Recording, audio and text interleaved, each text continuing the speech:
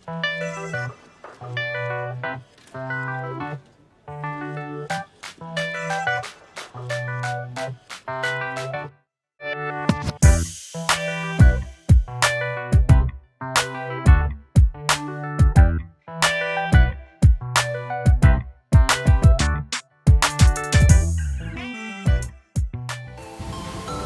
semua, tahu nggak kita akan membahas apa?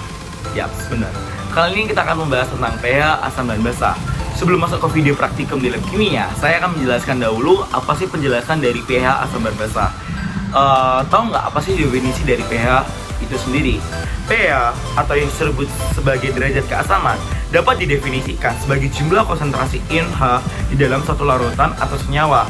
Nilai pH berkisar dari angka 1 hingga 14 dengan keterangan bahwa semakin tinggi angkanya akan disebut sebagai sifatnya semakin basa. Begitu sebaliknya, untuk kategori zat asam berkisar di angka 1 hingga 6,9. Sementara nilai pH yang bernilai angka 7 disebut sebagai senyawa yang bersifat netral. Dan nilai yang pH berangka 7,1 hingga 14 disebut senyawa yang bersifat basa. Nah, tahu nggak sih apa itu asam, apa itu basa? Oke, dari asam terlebih dahulu. Suatu zat asam dapat didefinisikan sebagai zat yang memberikan proton atau ion H+ kepada zat lain. Zat lain yang dimaksud adalah zat basa ataupun menerima rangsangan elektron bebas dari suatu zat basa. Berbagai macam zat asam yang dapat kita temui di kehidupan sehari-hari seperti cuka yang mengandung asam asetat, jeruk yang mengandung asam sirat, dan anggur yang mengandung asam tartrat. Sementara zat basa adalah suatu zat basa yang dapat didefinisikan sebagai zat yang menerima proton dan menyerap ion hidronium ketika larutan dalam air. Berbagai macam zat basa yang dapat kita temukan di kehidupan sehari-hari seperti air kapur, obat mah, sabun. Nah, tenang, kita melakukan praktikum selain yang contoh saya sebutkan. Apa saja? Pasti kepo kan? Berikut video praktikumnya.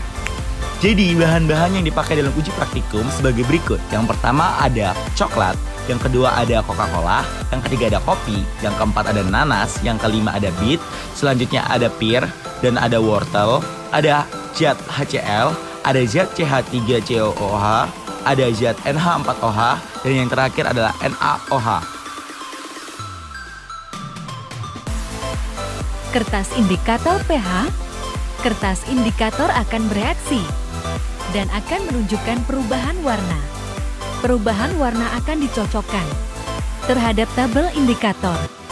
Dari situ, kita dapat menggolongkannya masuk ke asam atau basa.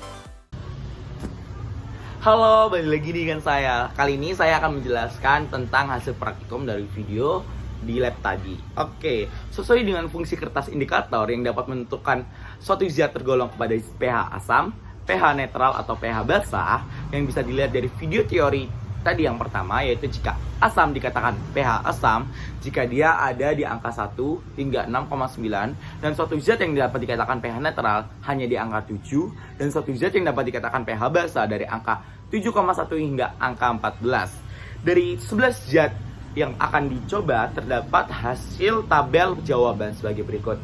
Teling. Oke. Di situ kita bisa lihat HCl memiliki angka 1 yang berarti dia tergolong asam. CH3COH memiliki angka 2 yang tergolong kepada pH asam. Coca-Cola memiliki angka 3 tergolong pH asam. Kopi memiliki angka 5 tergolong pH asam. Coklat memiliki pH 6 dan tergolong juga pH asam. Nanas memiliki angka 4 yang tergolong pH asam. Sementara pir memiliki angka 5 yang tergolong asam.